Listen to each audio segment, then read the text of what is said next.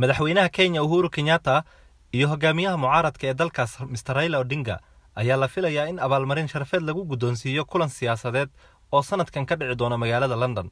Labada siyaasi ayaa ammaan ku mutaystay heshiis midnimo ah oo ay gaareen xilli ay waddanka ka jireen xiisado siyaasadeed oo daba socday murankii ka dhashay natiijadii doorashada madaxweynaha ee Uhuru Kenyatta uu ku guuleystay.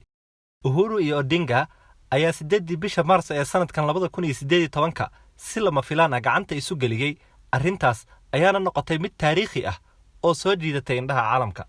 Kulanka siyaasadeed oo ka dhici doona xarunta aqalka baarlamaanka Britain ayaa hogaamiyayaashan oo haysta taageerada ugu badan ee shacabka Kenya lagu guddoonsiin doonaa abaalmarinta nabadda ee Afrika.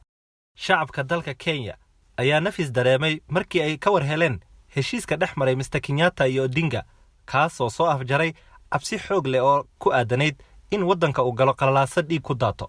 Sanadkii 2007 ayay in ka badan 1,000 ruux ku geeriyoodeen qalalaasa ka dhashay muran siyaasadeed oo ka dhacay Kenya, kadib markii uu Raila Odinga qudhiisa oo xilligaas mucaarad ahaa ka cawday in lagu shubtay doorashada oo isagu sheegtay inuu guusheeda lahaa.